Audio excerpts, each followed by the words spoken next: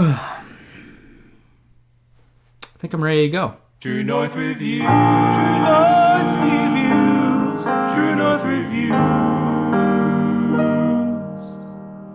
Hey there, welcome to True North Reviews. My name is Ryan, and today we are talking about the 2010s and what music it had to give us. Spanning back to 2010 and up until 2019, we are now in 2020. Not many people's favorite year so far, but we're fortunate. We can exclude that in today's discussion. I don't think many will mind. The 2010s, though, we're just going back, talking about what it had for music, all that kind of stuff. What kind of styles and trends were popping in the mainstream, what's been dominating the charts over the years, and what's been in the sphere of the critic world, and just discussions about music. Before jumping into some of the artists, I just wanted to talk about personally what music was like for me in the 2010s, as I couldn't really care for it, at least the listening portion of it, until around 2015 or 2016. That was when my music interests kind of built upon what I was used to playing. Because yes, I was always in a band in high school and I loved the performance aspect of it, not necessarily thinking about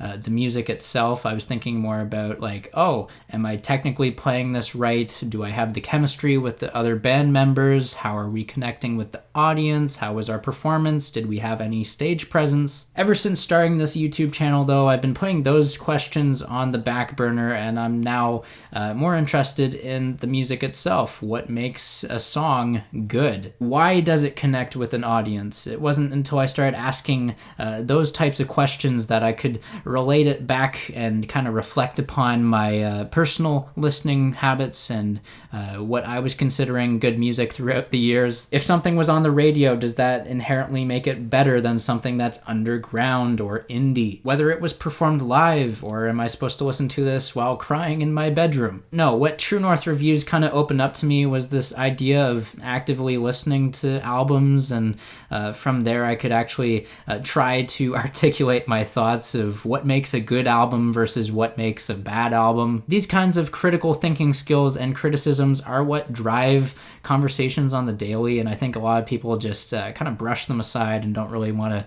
deal with it, even if it's not music. And that's their choice, just like it's been my choice to step away from playing in bands, and with that, it's still been fun to take part in this music reviewing community, discussing music, because there is such a rich and diverse range of talent and interesting ideas spanning across all genres. And that, of course, brings us to the main discussion today, which is the 2010s in itself. I think a couple driving forces are behind the 2010s when it comes to music and what heavily defined it.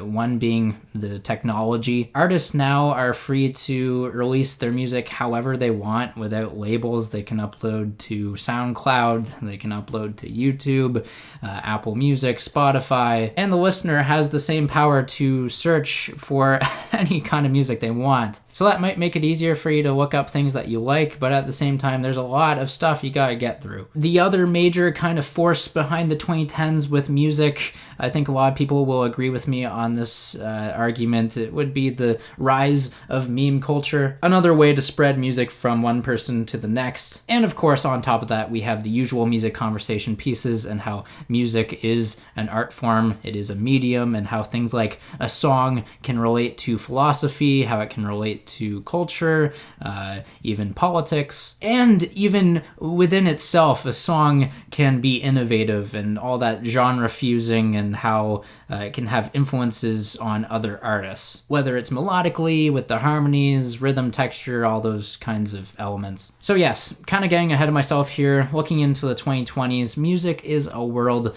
thriving on thought, creativity, and expression. But before we do that, we have to go back to the 2010s. I want to give some shout outs to the different sounds, the different genres and artists that I think of when it comes to that decade. So for starters, what were the genres that dominated the mainstream in the 2010s? I think most of you guys can think of this. Early 2010s, yeah, we had that EDM, we had a lot of dubstep, we had club bangers. I think you can really just point to Skrillex for a lot of what was popular. Then into the middle of the 2010s, we had that synth pop 80s nostalgia craze with Taylor Swift, Carly Rae Jepsen, the 1975. And at the tail end of the 2010s, we started moving into a very hip-hop, trap-dominated landscape, even mumble rap in there. Think of like Migos. Of course, there was more on top of that. We had conscious rap from Kanye, Kendrick, Cole, Drake at one point even. Branching out from there, we had folktronica with Avicii.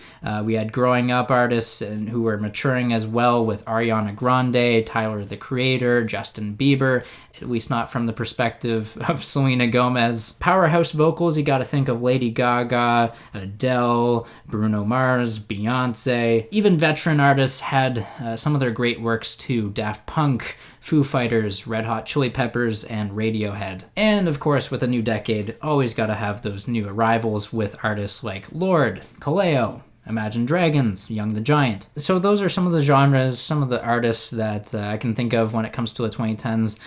Moving on from there, I just want to do a quick in memoriam of some of the artists that we lost. Not going to speak at length because that would deserve its own video, but just some of the artists that personally connected with me the most, some of the artists I personally like listening to, and I'd love to hear some of the ones that you liked a lot. Getting that started, we have David Bowie, George Michael, Prince, Gord Downie, Donna Summer, Chuck Berry, Lou Reed, Leonard Cohen, Aretha Franklin, Amy Winehouse, Glenn Frey, Chris Cornell, Avicii, and Mac Miller. By no means an exhaustive list, but these are some of the influential and iconic artists that left their mark on the 2010s. Their contributions, they might even go beyond that previously, but I gotta thank them, we gotta thank them, thank every single one of them, because what they've done to pass the torch to the next generation of artists and bands, it's just incredible. Music, in my eyes, is always in great hands when we have great artists telling personal stories. And that's about it. That's everything that I planned for this video. Just a quick look back, a summary of what I thought of the 2010s, how I got into music, that kind of stuff. I'm still kind of torn on what I'm actually going to name this video when I upload it, but be on the lookout for a couple other special videos that are coming up in the 2010s series. I have best songs and best albums of the decade, so if you guys want to check them out, they'll be coming out very soon. And yeah, thanks for watching this video. I appreciate all your guys' support over the last couple of years. If you'd like to leave a like, subscribe if you're new in town, I'd always appreciate that. Have a rockin' day.